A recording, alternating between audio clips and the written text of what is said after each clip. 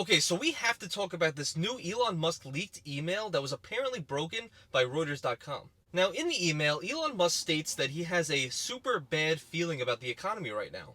And within the same email, he also talks about laying off about 10% of the total Tesla staff, which is leading people to think that maybe Tesla is not as strong as a position as they once thought it was. And by laying people off, it's signaling a bit of a weakness within the company.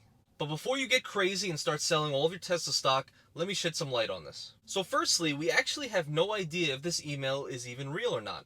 It has not been confirmed by Elon Musk as of today. As of recording, it's about 9:30 a.m. Eastern Standard Time.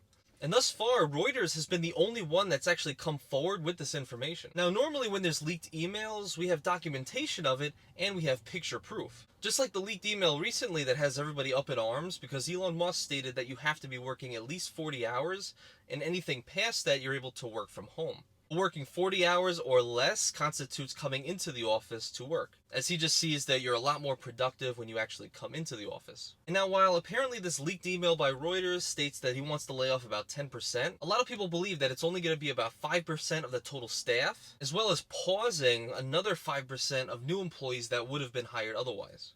Which, for a company that has more than 100,000 employees at this time, is really an insignificant amount.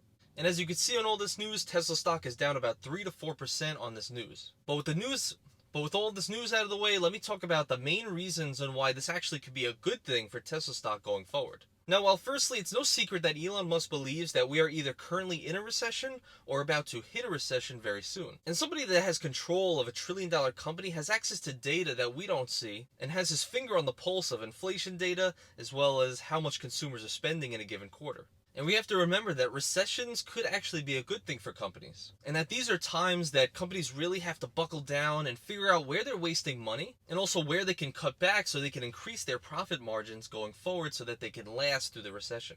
We saw a lot of this during the pandemic, right? We saw a lot of people laying off tons of employees and a lot of people lowering their prices so that demand can stay as high as possible. And what did we just see recently? GM lowering the price of their Chevy Bolt, even though that they stated that it was because they have high demand. It's usually a sign of weakness and that they're trying to promote demand during these times. Now, we also have to remember that during recessions, when there's immense amount of layoffs, that they're not laying off their best. They're usually laying off the least productive and the least efficient people within the company. It's a sort of trimming the fat that these companies do so that they can increase their productivity going forward, thus decreasing the amount of money that's coming out of their accounts every single month, increase the amount of money that they're saving every single month. The pandemic and recessions expose weaknesses within the companies. If they do not adapt or trim the fat, so to speak, they are likely to struggle or even go bankrupt. Always remember that good companies strengthen within a recession, and that bad companies fall or immensely struggle during a recession. And just like in the past, the layoff process and/or the hiring pause never lasted that long. And usually when they rehire, they're rehiring better talent than they once had, which of course is always positive for those companies. And especially during these times, you want to be invested in companies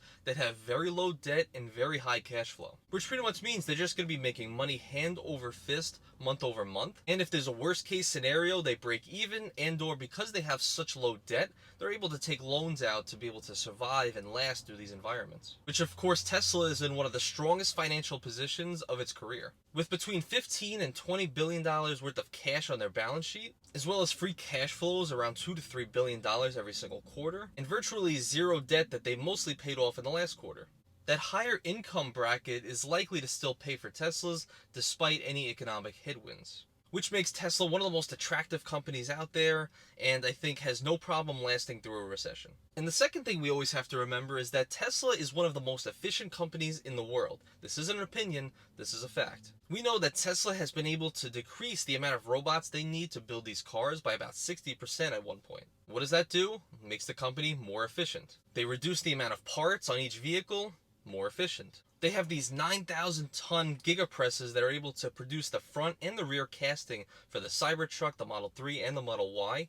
Why? Because it's all efficient. So this layoff of these employees is not necessarily the most important thing, and I think that they're just going to be trimming the excess people that aren't as efficient within the company. And this is only going to improve profit margins going forward, and even be a net benefit as you're hiring higher talent so that the company can innovate as fast as possible. And to add a little bit of levity to the situation, take a look at what Squawk Square said on Twitter earlier today.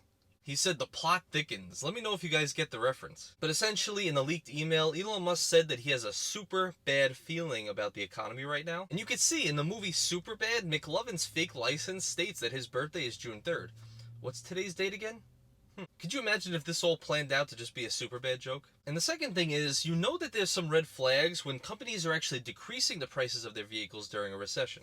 Which is pretty much a normal thing to do during a recession, as consumers are spending less. Decreasing prices can spur a little bit of demand, thus adding some revenue for the company while they weather the storm. But you can see right here that all legacy autos have either been decreasing their price per vehicle, or just their total vehicle sales have dropped considerably over the last couple of years. But as far as I can tell in this chart, there's really only one that's been pulling ahead of everyone else. Can you guys guess the one that I'm talking about? So all in all, I don't think this is something to raise concern, as recessions usually create monsters out of strong companies. And if you're invested in the stock market and you're worried about the future going forward, like I said, you want to be invested in companies that have very low debt and high margins as well as high cash flow, which Tesla checks all of those boxes. And that these layoffs are actually a huge net positive to the company as they increase margins and as they keep innovating at a staggering pace. And remember, just to leave a like and subscribe if you learned anything from this video, and always comment down below if you have any thoughts of your own. And also, leave a comment down below if you have any topics that you want me to venture into in the future. But with that said, thank you so much for watching and have a great day.